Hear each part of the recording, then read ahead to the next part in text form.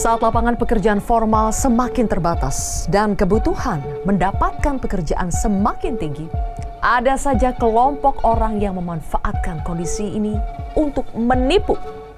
Indonesia tercatat sebagai negara dengan job scam atau penipuan lowongan pekerjaan tertinggi.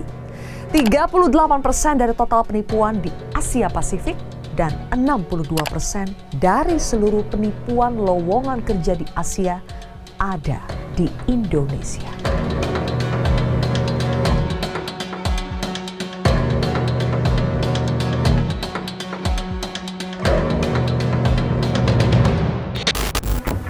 Dalam periode Juli 2024 hingga Juni 2025, sistem pendeteksi penipuan menemukan ada 4,3 juta lowongan yang masuk ke dalam sistem Pindai. Sebuah sistem yang menyaring lowongan pekerjaan yang dicurigai melakukan penyelewengan.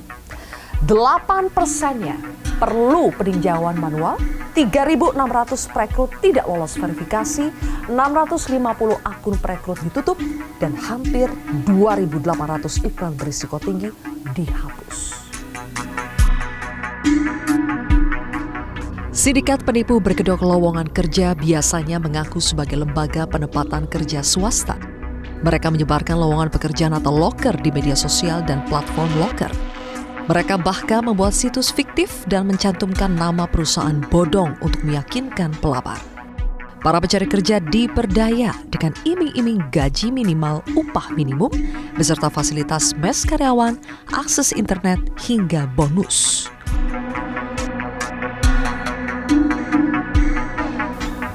Menurut penyelidikan yang dilakukan oleh SIK, kasus penipuan loker paling banyak ditemukan pada 5 kelompok pekerjaan.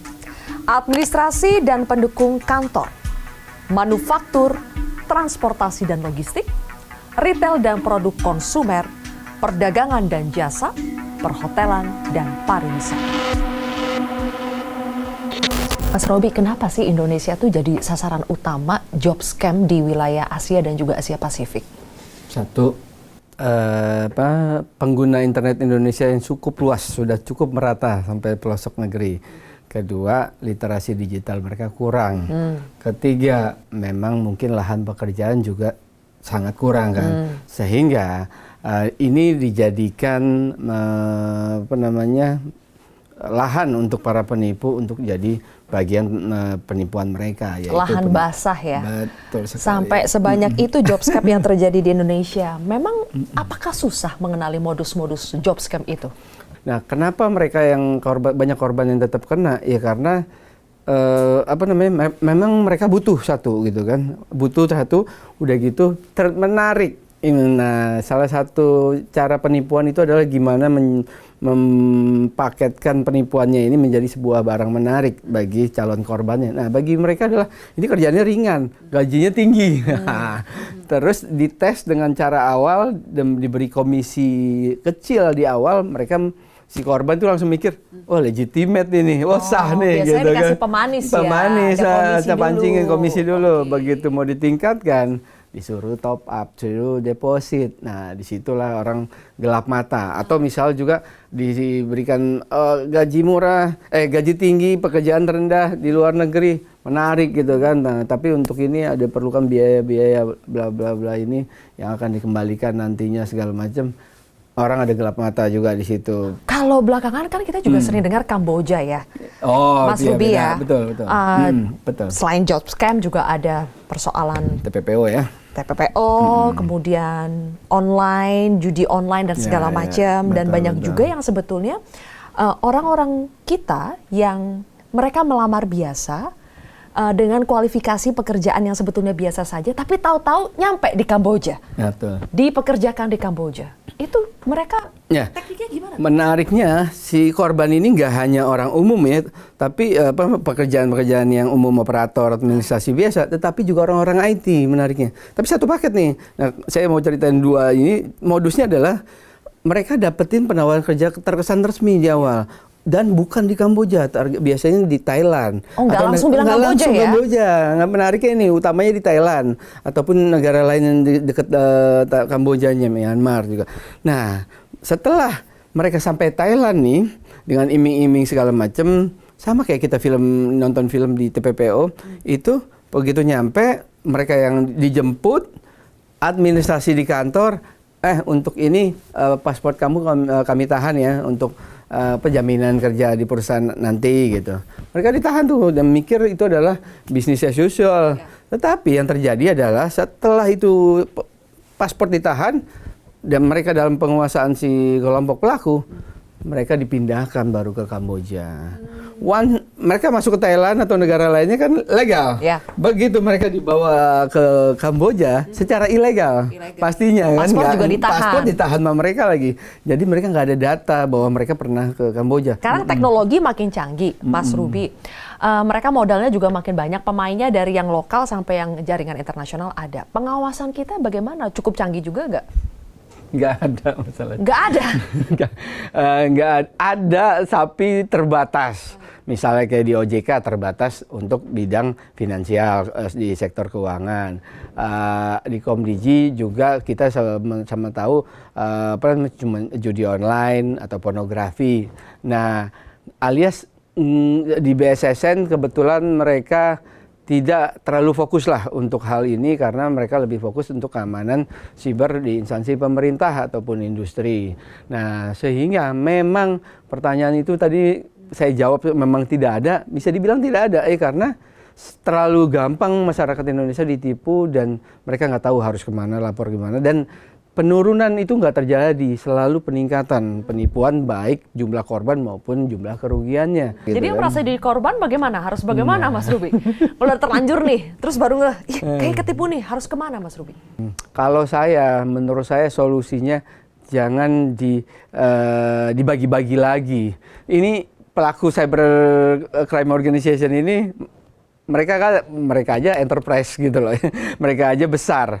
Ini kita ke penipuan seperti ini mestinya ada satu tempat khusus, terpusat. Apapun penipuan, jenis penipuannya itu. Mau di kementerian lembaga manapun ya. Jadi betul. Sambil menunggu itu ada, jadi kita gimana dong Mas Ruby? Gimana dong? Selamatkan diri masing-masing, melindungi diri masing-masing.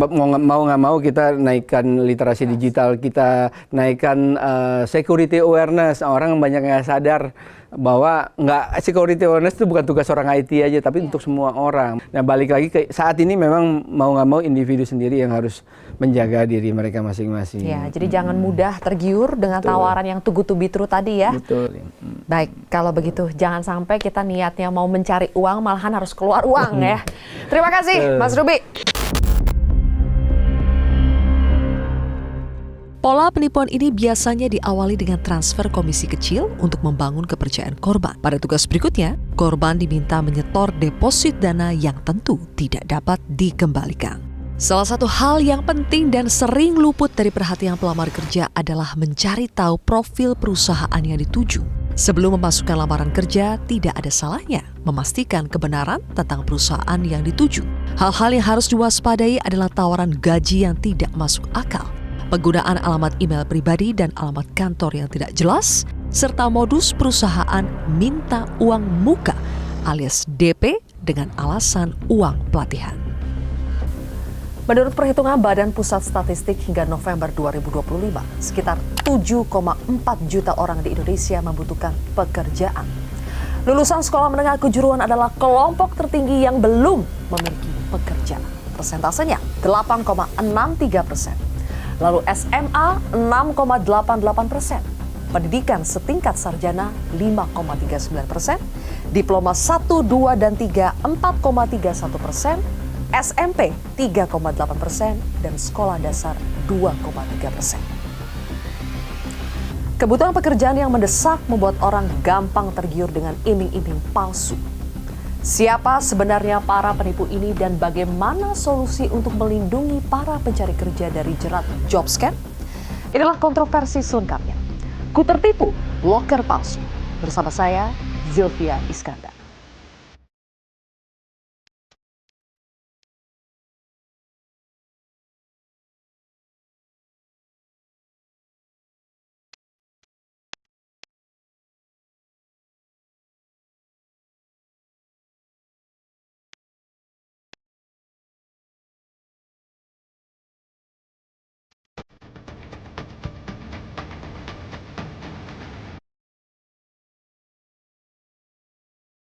4 narasumber sudah hadir di studio Metro TV. Di sebelah kanan saya Direktur Bina Penyelenggaraan Pelatihan Vokasi dan Pemagangan serta PLT Kepala Pusat Pasar Kerja Kemnaker, Pak Surya Lukita Warman. Pak Surya, selamat malam. Malam. Kemudian juga ada anggota Komisi 9 DPR RI Irma Suryani Caniago.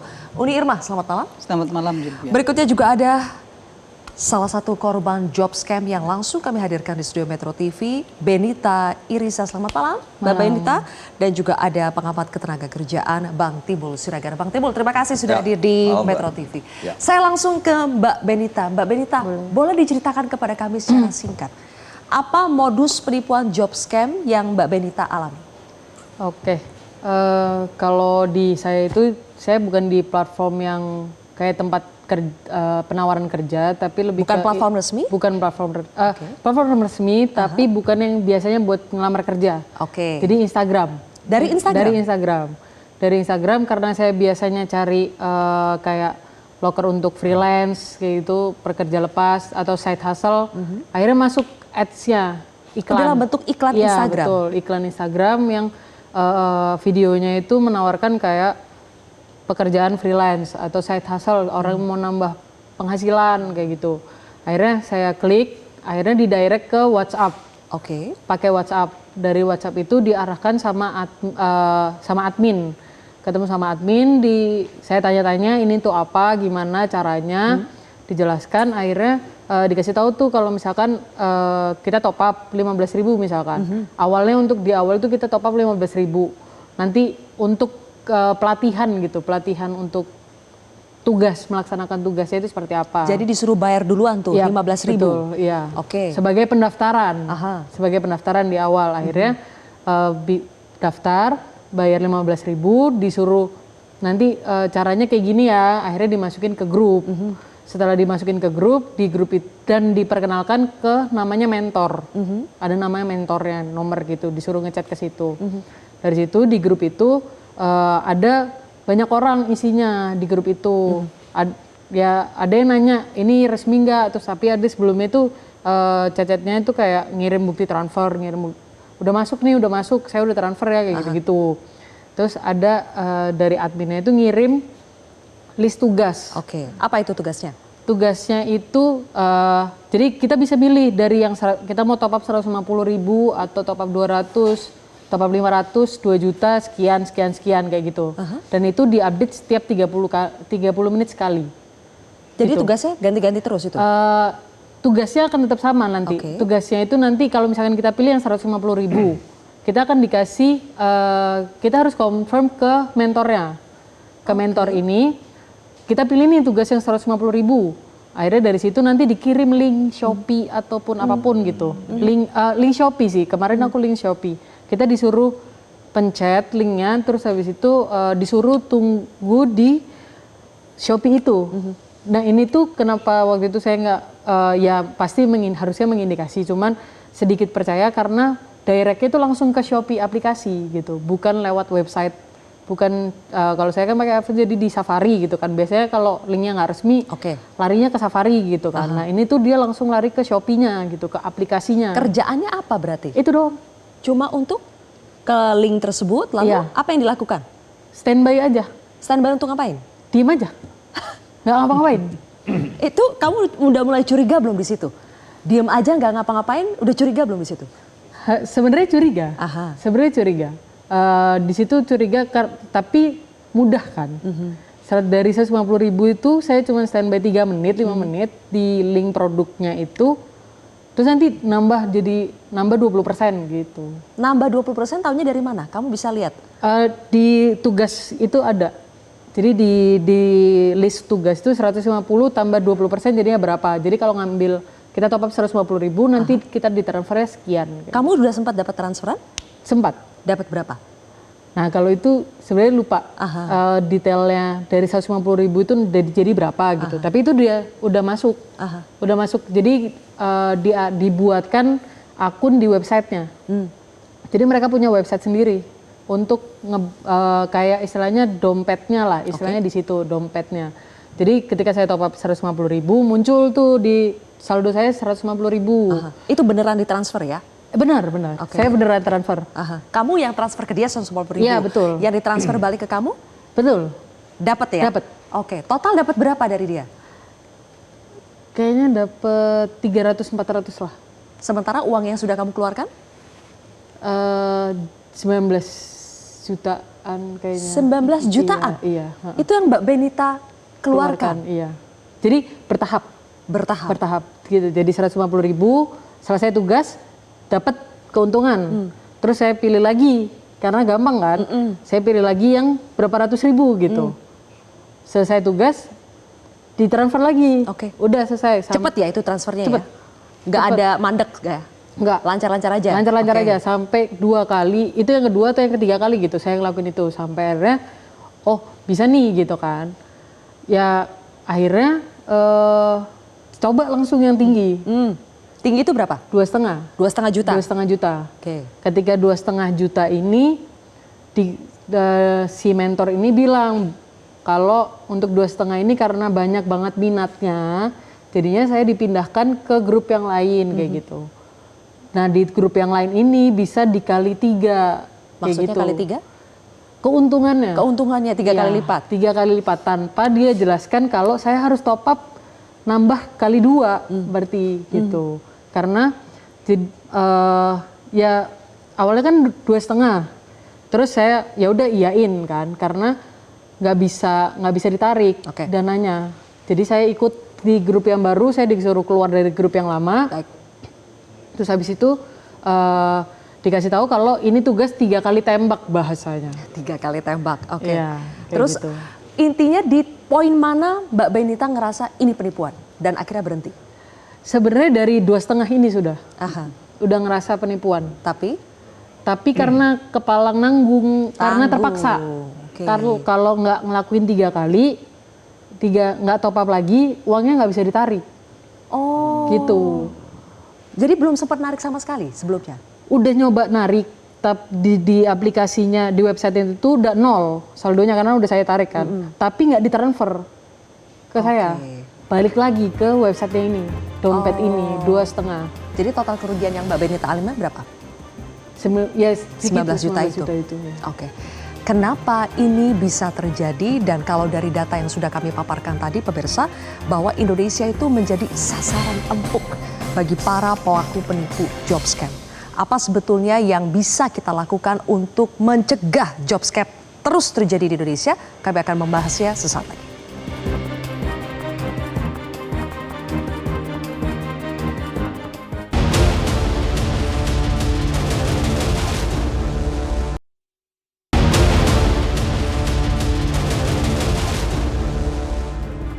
Baik pemirsa, kita kembali lagi membahas soal topik kita hari ini, ku tertipu loker palsu.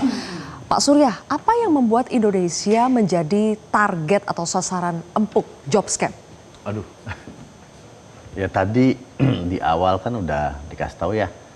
Pertama memang kondisi ketenaga kerjaan, banyak orang nyari pekerjaan. Sedangkan pekerjaan agak terbatas. Nah satu itu, nah yang kedua juga yaitu tadi literasi digital. Nah, masyarakat kita masih terbatas. Nah ini baru melek nih internet. Jadi banyak juga sekarang rame di internet. Gen Z juga pada senang dengan media sosial. Nah makanya sekarang itu banyak job scam itu di media sosial. Jadi kalau kami sih pemerintah sebenarnya ini kan kalau untuk lowongan pekerjaan itu ada aturannya. Jadi setiap perusahaan, kalau kita bilang tuh di Kemenaker ada perusahaan penempatan tenaga kerja swasta itu harus berizin. Ada yang daring itu pun harus berizin. Jadi kayak job portal yang berizin itu banyak. Saya nggak sebut nama ya, tapi itu pada berizin. Nah kalau di situ pada saat berizin itu sudah ada. Kita persyaratkan bahwa mereka mempunyai mekanisme untuk melakukan verifikasi lowongan pekerjaan yang diposting di job portal mereka. Nah cuma memang kalau yang di medsos tadi yang disampaikan Mbak Benita ya. Itu lewat Instagram Ads katanya. Medsos, Instagram, ada juga Telegram, kami dengar macam-macam. Ya, WhatsApp. Betul, itu tidak berizin. Jadi sebenarnya itu tidak masuk kategori perusahaan penempatan tenaga kerja. Itu agak Kalau tidak waspada. berizin berarti tidak diawasi atau sulit untuk diawasi? Mereka hanya memberikan informasi sebenarnya. Ya sama aja kayak kita ngasih informasi ke teman kita ya, ini ada lowongan pekerjaan, sah-sah saja. Cuma ya itu yang dimanfaatkan. Sama ya scammer ini, soalnya itu tidak ada, nggak masuk di ranah kami, di Kementerian Jadi pasti akan luput dari mekanisme pengawasan ya, Luput. karena itu mereka suka-suka aja gitu ya menyebarkan informasi. Betul. Nah itu makanya tadi yang disampaikan ada pembicara awal ya, yang tadi ini masyarakat kita harus security awareness-nya harus ditingkatkan, khususnya di konteks digital ini ya. Jadi kayak yang tadi disampaikan Mbak Benita tuh kami lihat-lihat memang banyak ciri-cirinya. Nah, lowongan pekerjaan atau job scam ini ya, yang satu tadi melalui medsos, bukan melalui portal yang resmi yang berizin. Nah yang kedua juga biasanya mengiming-imingi dengan gaji tinggi, pekerjaan yang mudah. Ya. Itu juga Ciri-cirinya. ciri-cirinya. Dan juga ada juga yang istilahnya dia pakai brand perusahaan terkenal. Yang gede-gede tuh logonya dipakai, cuma namanya diplesetin sedikit. Jadi orang taunya, oh brand ini brand terkenal nih, saya yakin nih, tapi diplesetin. Nah itu ciri-cirinya lagi yang paling kelihatan itu, ya nanti tinggal dilihat kontaknya. Biasanya ngirim email, nah kalau emailnya ini personal, itu jangan percaya. Biasanya harusnya itu emailnya adalah email menggunakan email perusahaannya. Ada nggak Mbak Benita suruh kirim email atau apa? Oh nggak ada. Nggak ada ya? Nggak ada. Persyaratannya dibuat semudah mungkin? Iya, nggak ada persyaratan sama sekali. Nggak ada persyaratan sama sekali. Jadi kadang-kadang kita juga bingung ya, tidak ada persyaratan bisa dapat pekerjaan dengan mudah. Bang Timbul, apa yang bisa dilihat dari fenomena job scam ini, kenapa semakin marak terjadi di Indonesia? Ya, jadi memang tentunya orang mencari kerja itu semakin banyak. Kalau dibilang 7,4 pencari kerja, menurut saya tidak. 7,4 itu yang tingkat pengangguran terbuka. Setengah penganggur itu 11,6 juta. Itu masih cari kerja. Ya, beda dengan paruh waktu dan pekerja full yang memang sudah settle. Jadi artinya permintaan itu semakin tinggi. Pembukaan lapangan kerja sejak Agustus 2024 ke Agustus 2025 itu hanya 1,99 juta yang memang 200.000 pekerjaan formal, selebihnya informal. Nah, tentunya kemauan untuk bekerja tinggi, lapangan kerja tidak, terbuka semakin banyak, artinya ada tawaran-tawaran, akhirnya memang mereka mau. Nah, tentunya itu yang kalau kita mau lihat ya, sebenarnya pemerintah sudah mengatur di Peraturan Presiden Nomor 57 Tahun 2023 wajib lapor lowongan pekerjaan. Di pasal 4 ayat 2 dengan sangat jelas seluruh perusahaan wajib melaporkan lowongan pekerjaan itu kepada pemerintah. Pemerintah nanti Kementerian Tenaga Kerja di karirhub.kemenaker.go.id. Jadi sebenarnya ini edukasi kepada masyarakat. Ya. Kalau mau cari lapangan kerja, buka saja karirhub.kemenaker.go.id. Itu sudah pasti yang resmi, Ya, itu sudah resmi. terverifikasi. Nah, itu yang memang dipastikan resmi dan syarat untuk mendapatkan pekerjaan kalau di pasal 38 Undang-Undang 13 itu dilarang meminta bayaran. Yang kedua juga harusnya masyarakat tahu bahwa kalaupun ada lowongan pekerjaan itu ada proses seleksi. Kalau ini kan nggak ada seleksi. Tidak. Kemudian juga mengiming-iming gaji tinggi itu juga menjadi ciri khas penipuan. Emailnya tidak ada yang jelas dan sebagainya yang tadi. Nah, ini artinya memang kembali bahwa masyarakat kita walaupun literasi digitalnya, tapi memang harus juga dilakukan upaya oleh pemerintah untuk bagaimana menyadarkan bahwa mencari pekerjaan yang resmi itu ini.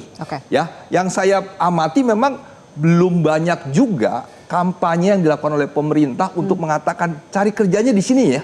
Di karirhub.kemenaker.go.id sehingga jelas bahwa masyarakat yang ditawarkan oleh pihak lain di luar ini itu harus dicurigai. Ya, apalagi tadi dengan meminta biaya-biaya. Pasal 38 saya katakan dilarang perusahaan meminta biaya. Nah, kalau sudah dimulai dengan meminta biaya itu sudah dinyatakan apalagi harus top up berkali-kali. Penipuan itu. Baik. Uni Irma, terlepas dari memang ada keterbatasan dalam kuota jumlah pekerjaan yang tersedia saat ini, tapi yang namanya job scam ini kan pasti mereka melihat ada celah, ada sistem yang membuka celah di situ, ada pengawasan yang kurang di situ. Apa yang bisa kita perbaiki dari pengawasan dan juga sistem atau celah hukumnya? Ya, saya kira Kementerian Tenaga Kerja harus juga berkomunikasi dengan Menkomdigi. Kan banyak juga seperti yang dialami Mbak Benita? Mbak Benita tadi kan. Ini banyak sekali sponsor-sponsor ya, kemudian job scare, kemudian macam-macam tawaran kerja yang ada di medsos itu berhamburan di media sosial. Dan seperti kita tahu, Timbul bilang tadi bahwa memang literasi digital masyarakat kita ini masih, mohon maaf ya, masih sangat-sangat minim gitu. Jadi mau kita apain gitu ya, mau kita kasih informasi seperti apa gitu ya, itu sulit juga. Kenapa? Karena mereka butuh pekerjaan cepat. Ya. Butuh lowongan pekerjaan yang bisa bekerja dengan cepat. Ya. Belum lagi sekarang ada AI. Ya. Ya, sehingga penipuan tuh lebih sempurna lagi. Bahkan ada orang yang menawarkan pekerjaan secara terbuka gitu ya. Dia seolah-olah berdiri di depan perusahaannya di meja manajer gitu, seolah-olah benar-benar manajer dengan pakaian resmi. Kan siapa yang nggak tertarik? Iya. Orang pasti bilang, oh ini benar. Nah, yang begini-begini ini harusnya Kemenaker berkoordinasi dengan Menkomdigi ya, untuk bisa meminimalisir ya, seminimal-minimalnya Ya. agar tidak ada lagi masyarakat kita yang memang minim literasi digital ini tertipu. Kan itu yang harus dilakukan. Karena tidak semuanya itu menjadi Ya. ranah Kemenaker ya. Karena masalah kita ini adalah ego sektoral. Nggak ada yang mau berkomunikasi. Permasalahan kita nggak bisa diselesaikan sendiri oleh satu kementerian. Ya. Harus bersama-sama. Kan ada kait-mengkait nih semua. Makanya saya selalu, terus terang saya sering ngobrol sama Bu Menteri. Saya kalau ada apa-apa selalu saya forward ke Bu Menteri, Bu Menteri Menkomdigi, Mutia. Saya kasih selalu, Mut ini begini, ini ada begini, ini ada, saya selalu. Oke. Nah ini kan yang harusnya dikomunikasikan antara Kemenaker dengan Menkomdigi. Oke. Karena penipuan digital ini luar biasa sekali. Jadi pemerintah juga harus bertanggung jawab. Siapa yang tadi saya ditanya, siapa yang bertanggung jawab terhadap penipuan lowongan pekerjaan ini? Yang pertama tentu diri sendiri. Diri sendiri. Hati-hati. Ya. Ya, hati-hati. Kemudian harus juga punya pengetahuan yang cukup ya terkait dengan apa yang akan kita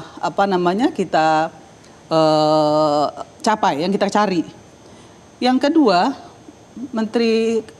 Kementerian Tenaga Kerja sudah tahu lowongan pekerjaan sempit, harusnya lebih hati-hati lagi, harusnya lebih masif lagi memberikan informasi kepada masyarakat. Gitu. Ini kan tipis sekali, sedikit sekali informasi yang tersampaikan ke masyarakat, apalagi ke daerah. Betul. Bahkan masyarakat di daerah, Zilvia, nggak tahu loh kemana mereka harus mendapatkan informasi lowongan pekerjaan. Website yang tadi disebutin Bang Timbul, Iya. Mereka sepertinya nggak tahu. belum banyak yang tahu ya. Kan Oke. celaka kalau ini Baik. terus-terusan terjadi. Saya kembalikan ke Pak Surya kalau begitu. Soal koordinasi dan juga literasi yang diberikan kepada masyarakat. Sudah sejauh mana Kemenaker melakukan itu? Baik Mbak Sylvia. Jadi pertama terkait dengan job portal dulu ya. Atau penyampaian loker online. Jadi itu sejak tahun lalu melalui PP 28 tahun 2025 kami koordinasi dengan Komdigi, keluarlah PP ini tentang perizinan berusaha berbasis resiko. Jadi yang mana yang sebelumnya kayak job portal itu berizin ke Komdigi dulu, mereka bisa langsung rilis webnya atau portalnya, baru berizin ke Kemenaker. Akhirnya banyak ya perlindungan itu tidak ada, soalnya sudah rilis dan bahkan mereka tidak berizin ke Kemenaker. Gara-gara ya sudah launching kok, ngapain lagi berizin. Nah atas dasar itu di PP tersebut sejak Juni lalu sekarang kita balik. Jadi berizinnya harus ke Kemenaker dulu. Jadi disinilah yang kami berikan perlindungan. Tapi Jadi, kalau sudah berizin, sudah bisa dipastikan bahwa itu aman? ya mekanismenya sudah diatur di situnya di izinnya. Jadi kita pastikan, ya pastikan 100% mungkin susah ya. Nah, scam ini kan banyak aja lika-likunya, cuma ya kita usahakan. Dan selain itu juga, sekarang kami memang tadi yang disampaikan Pak Timbul di Karir Hub, Karir Hub itu job portal yang dikelola oleh Kemnaker. Jadi berbagai lowongan pekerjaan ada di sana. Nah ini kami integrasikan, jadi semua job portal yang berizin tadi yang kami berikan izin, kami integrasikan lowongan pekerjaannya agar masuk semua di Karir Hub. Saat ini sudah ada 3 job portal sudah gabung, sudah ber-MOU ada 8 lagi, jadi insya Allah dalam waktu dekat semua lowongan-lowongan ini akan tergabung di dalam portalnya pemerintah di Karir Hub tersebut. Nah disinilah kami gampang untuk mengawasi, memverifikasi, soalnya perangkat kami itu lengkap sampai daerah. Jadi yang kayak yang di kami ya, yang di Karir Hub ini, yang di punya Kemnaker, kalau ada lowongan pekerjaan. Boleh. Maaf ya. Siap. Anda tadi bicara bahwa perangkatnya sampai ke daerah. Mohon maaf sekali ya. Saya setiap kali reses turun ke daerah, bertemu dengan masyarakat tuh nggak ada yang tahu tuh Karir Hub. Ya, bahkan mereka yang namanya informasi kalau mau cari kerja itu bisa ke Disnaker aja mereka nggak paham. Yang kedua, Disnakernya juga duduk aja, nggak turun ke bawah menginformasikan mengedukasi dan menginformasikan ke masyarakat. Nggak turun. Kalau ditanya kenapa nggak turun, nggak ada anggaran. Itu fakta loh. Iya. Makanya saya selalu bilang jangan juga selalu berlindung di balik ini susah. Nggak ada yang susah kalau memang ada kemauan dari pemerintah untuk melakukan pengawalan, untuk melakukan kontrol, untuk melakukan perbaikan. Agar masyarakat yang rentan ini tadi, masyarakat yang selalu, yang lapangan pekerjaan sempit ini tidak tertipu. Baik, langsung dijawab Pak Surya. Ya, jadi izin Pak Sylvia, Mbak Irma. Jadi yang saya maksud tadi, perangkat kami sampai di daerah dinas-dinas itu dalam konteks memverifikasi lowongan. Jadi yang di Karir Hub yang selama ini kami jalankan, kalau ada lowongan pekerjaan masuk pada saat posting, kira-kira ada yang agak lain ya, perusahaannya baru kita lihat di sana, kita hold dulu, itu kita sampaikan ke dinas. Jadi dinas kami yang ada di provinsi dan kabupaten kota itu yang melakukan verifikasi. Jadi mereka ngecek keberadaan perusahaannya, lokasinya. Kalau memang benar, kami diinfokan, baru itu kita posting lowongan pekerjaannya. Jadi seperti itu untuk pengawasannya. Jadi tapi memang benar yang Bu Irma sampaikan tadi, sosialisasi kami memang agak kurang. Jadi literasi masyarakat terkait keberadaan dari Karir Hub ini, portalnya, job portalnya pemerintah memang lebih banyak yang nggak tahu ya. Ini baru muncul berapa lama Pak Surya? Wah itu sejak tahun 2021 ya. 2021 kami bangun, sebenarnya cikal bakalnya sudah lama, cuma cukup kami agresifkan ininya 2021 dan sejak tahun lalu memang kita canangkan ini sebagai satu single portal nasional untuk lowongan pekerjaan. Dan ini alhamdulillah komitmennya sudah kita dapat dan ini alhamdulillah job portal swasta udah berbondong-bondong masuk bergabung. Jadi mudah-mudahan masyarakat nantinya yang membutuhkan pekerjaan nggak perlu login ke berbagai job portal, tinggal di satu portal. Cuma tadi satu yang Mbak Benita, kalau yang medsos memang agak susah di kami. Soalnya ini bukan masuk kategori portal. Ini hanya kalau yang portal sosial. resmi kita asumsikan akan lebih mudah mengawasinya ya. Tapi kalau yang sporadis seperti ini lewat media sosial seperti ini, makanya kita juga pengen tahu Mbak Benita ketika mulai sadar atau sudah tersadar benar bahwa ini penipuan, apa yang dilakukan? Adakah masih ada mekanisme untuk menyelamatkan uang yang sudah terlanjur dikeluarkan atau tidak? Intinya, apa yang harus dilakukan korban ketika sadar menjadi korban penipuan? Sesaat lagi.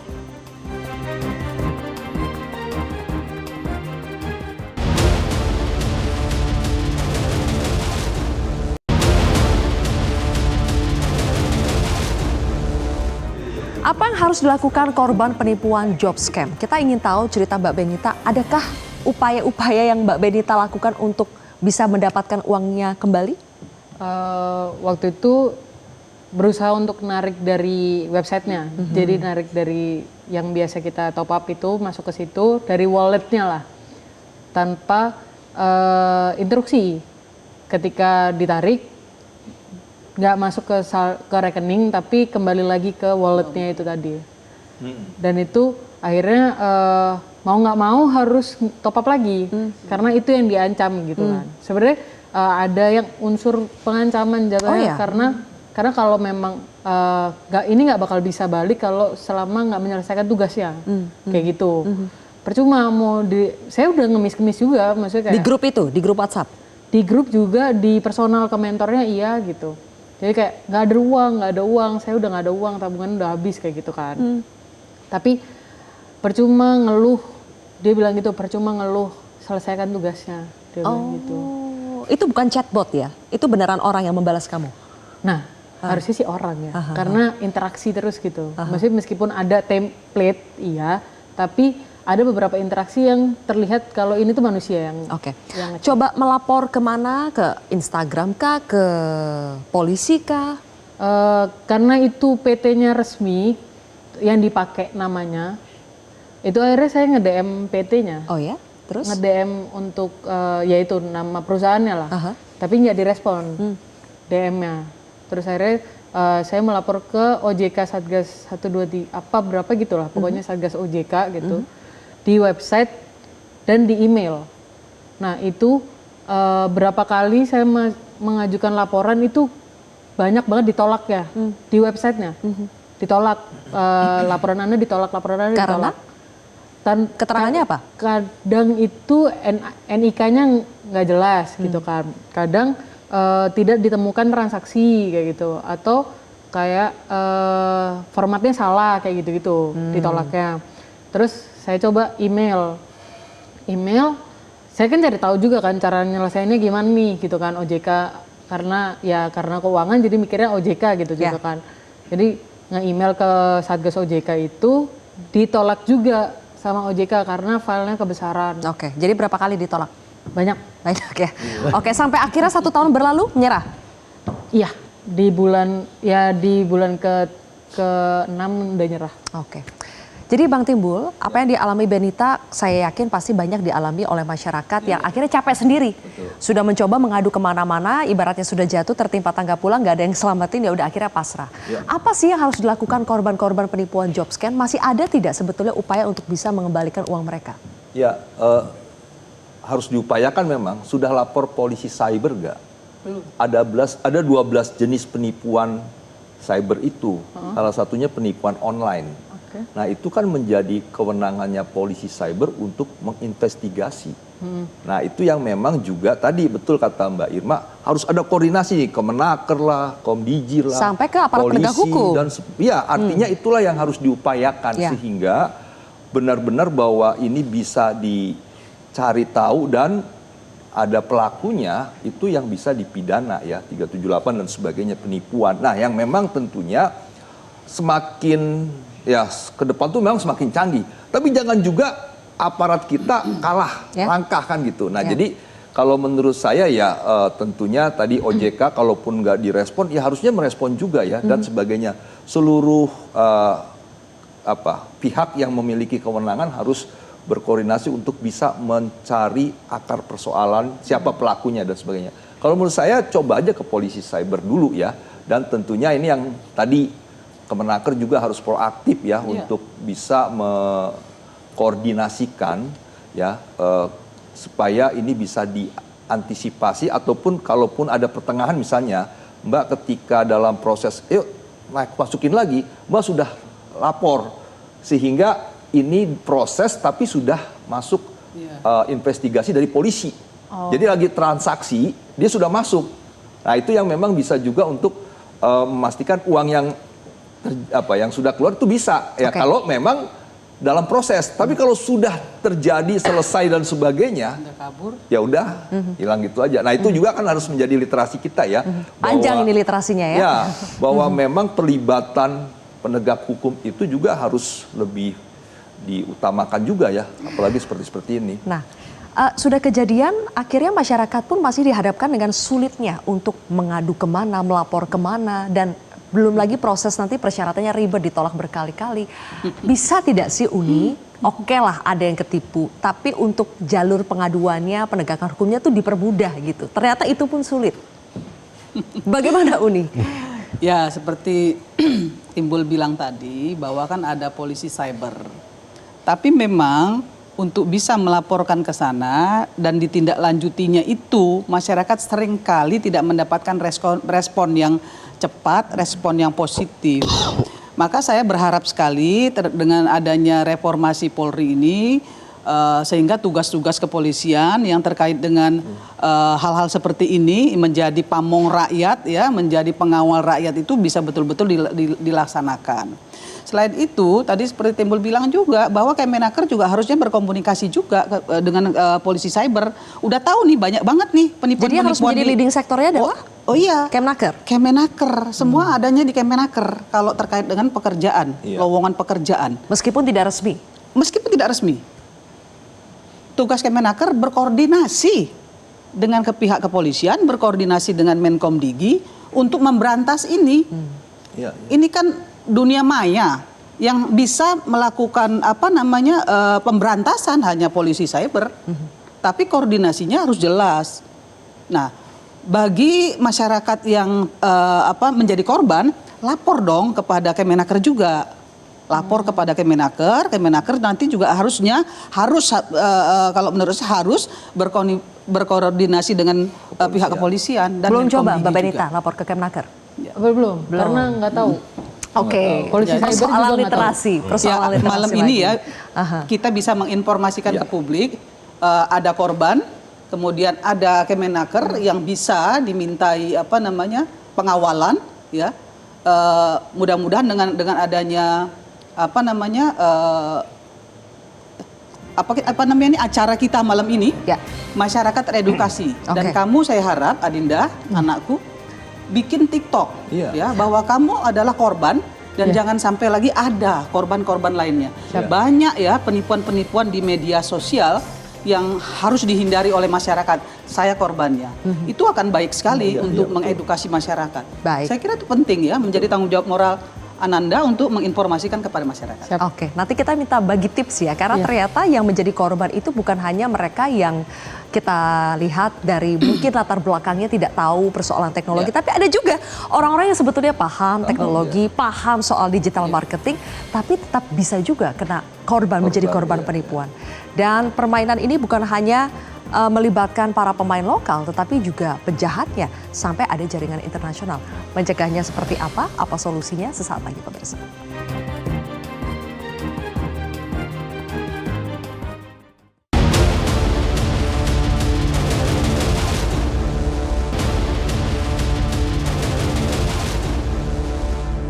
Baik, kembali lagi di segmen terakhir pemirsa. Jadi Mbak Benita sendiri menceritakan tadi pada saat iklan ya, menceritakan bahwa background Mbak Benita sendiri adalah digital marketing. Ya. Apa sih di bagian mana penipuan itu sangat terasa real sehingga Mbak Benita sendiri masih bisa tertipu? Bagi tipsnya supaya jangan seperti tertipu itu bagaimana Mbak? Jadi kalau aku tuh beneran nelusurin juga sebenarnya untuk background perusahaannya, kayak namanya, kantornya, aku minta alamatnya kayak gitu. Dan itu semua terasa real karena itu semua ada. Ada. Jadi kalau kita Google itu ada? Ada. Ada. Termasuk kantornya pun ada. Tapi ya itu nggak tahu itu beneran kantornya dia atau tidak gitu. Karena perusahaan yang dipakai itu backgroundnya financial juga. Jadi nggak ya terasa real, tapi juga ada pertanyaan juga gitu. Kenapa kok bisa ngasih segampang itu gitu? Sebenarnya tipsnya harus ini aja sih, benar kata bapaknya, kalau nggak ada pekerjaan yang mudah. Iya. Itu aja sih sebenarnya itu. Jangan pernah tertarik dengan iming-iming yang terasa sangat mudah, Betul, tapi gajinya itu lumayan. Iya, betul. Jangan pernah tertarik Iya, dengan yang seperti itu ya. Betul. Oke, Bang Timbul. Ya. Oke, kita masih banyak PR, masalah koordinasi, masalah keterbatasan lowongan pekerjaan saat ini. Tapi yang seperti ini tetap harus kita upayakan supaya tidak semakin banyak. Setidaknya apa yang bisa diupayakan oleh pemerintah dan juga masyarakat? Ya, jadi memang mengedukasi ya masyarakat ya. Jadi ini peran dari Kementerian Tenaga Kerja bagaimana karirhub.kemenaker.go.id itu bisa benar-benar tersosialisasi dan harus diumumkan bahwa selain dari sini ini dianggap bohong gitu. Jadi itu kampanye ya dilakukan ya sehingga bisa memastikan masyarakat teredukasi gitu, bahwa tidak boleh, atau mungkin di Perpres 57 juga harus direvisi mungkin ya, tidak boleh melakukan pembukaan lowongan kerja selain daripada di sini gitu, kepada yang misalnya tadi Instagram dan sebagainya yang memang potensi penipuannya sangat tinggi. Ya, tapi kembali bahwa peran mengedukasi itu adalah yang lebih utama, dan bagaimana tugas Kemenaker untuk memastikan portalnya ini bisa lebih banyak diisi oleh perusahaan, karena kan di pasal 4 ayat 2 itu kan wajib ya. Perusahaan itu wajib dan itu bisa diakses dari Sabang sampai Merauke. Jadi lapangan kerja itu tidak tersentral di Jakarta, apa yang memang orang Jakarta yang bisa, tapi seluruhnya. Nah, ini yang memang bisa dilakukan untuk lebih memastikan pekerjaan-pekerjaan yang real itu bisa di kampanye disosialisasikan lah oleh Kementerian Tenaga Kerja. Jadi memang perannya di Kementerian Tenaga Kerja dan kita semua lah tentunya. Baik, banyak sekali dampak negatif yang terjadi dari lowongan kerja palsu, bahkan sampai bisa ke human trafficking, TPPO, seperti yang tadi kami sempat ulas yang terjadi, misalnya banyak tenaga kerja kita yang akhirnya menjadi pekerja ilegal di Kamboja. Itu saja real itu belum bisa kita atasi. Yang di dalam negeri juga belum bisa kita atasi. Jadi apa upaya yang bisa dilakukan oleh Kemnaker dalam jangka pendek ini, Pak Surya? Makasih Mbak Sylvia. Jadi tadi yang disampaikan Pak Timbul ya. Jadi ya kita akan lebih mengedukasi ya, mensosialisasikan, mengkampanye Karir Hub. Nah makanya momen kali ini nih, malam ini, makanya saya ngajak masyarakat nih. Jadi kalau nyari pekerjaan, akses aja langsung Karir Hub ya. Karir Hub dan juga job portal resmi yang berizin Kemnaker. Itu job portal resmi itu mana-mana aja yang berizin itu ada di website Kemnaker. Website resmi itu ada. Terus yang menjadi korban penipuan, apa yang bisa dilakukan Kemnaker? Nah sebenarnya kalau korban penipuan ini kan masuk ke scam ya. Jadi ini adalah pidana. Berkedok lowongan pekerjaan. Ya tetap kami pemerintah akan tanggung jawab, walaupun sebenarnya tadi yang disampaikan Mbak Benita itu sudah ada Indonesian Anti Scam Center ya, pasti di sana ya, yang oleh OJK ada kontak centernya, jadi katanya sih itu langsung akun penipunya itu langsung diblok. Kalau cepat, cuma tadi infonya Mbak Benita katanya agak sulit juga ya. Jadi kalau kayak gitu ya jangan, yang disampaikan Pak Timbul tadi, jangan terpaku ke satu pintu. Lapor juga ke kami juga kebetulan sudah ada MOU ya kerjasama dengan Polri untuk penegakan hukum di bidang ketenaga kerjaan ya. Kita anggaplah ini masuk ke bidang ketenaga kerjaan, jadi kami bisa koordinasi dengan Polri untuk menindaklanjuti hal seperti ini, dan juga dengan Komdiji. Kalau dengan Komdiji itu biasanya kalau situs-situs langsung kita bisa blok situsnya ya. Nah, cuma ini susahnya ads ini kan agak susah juga kalau Komdiji mau ngebloknya ya. Soalnya agak di luar kendali, tapi tetap modus-modusnya semakin canggih memang. Jadi kita harus lebih canggih, Uni Irma. Apa pesan terakhir dari Uni Irma? Ya, pesan terakhir saya informasi digital di Indonesia ini terlalu luas, terlalu bebas, terlalu gampang. Untuk itu saya minta kepada pemerintah ya, pengawalannya juga, pengawasan, kontrolnya juga harusnya lebih ketat, lebih kuat lagi. Karena banyak rakyat kita yang belum memiliki akses internet ya di daerah, sehingga memang pemerintah harus turun langsung juga ke wilayah-wilayah di daerah yang belum bisa dicapai oleh Karir Hub. Saya kira itu penting untuk disampaikan kepada Dinas Tenaga Kerja agar dia turun, jangan lagi bicara soal nggak ada anggaran ya. Jadi setidaknya sosialisasi, edukasi, literasi itu yang harus kita upayakan secara maksimal. Terima kasih semuanya sudah bergabung di kontroversi pada malam hari ini. Pemirsa, job scam bukan cerita penipuan biasa, tetapi kejahatan terorganisir yang memanfaatkan keputusasaan manusia. Masyarakat harus hati-hati, negara pun tidak boleh berdiam diri. Saya Zylvia Iskandar pamit undur diri. Terima kasih telah menyaksikan kontroversi.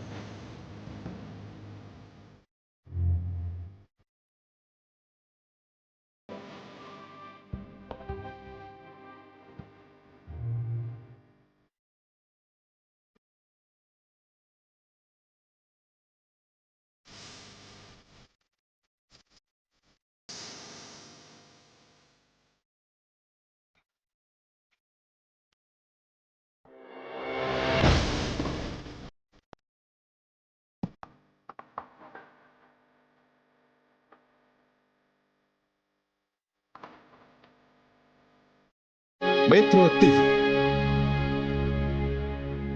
Jelajahi cara baru mendapatkan informasi. Download Metro TV Extend sekarang.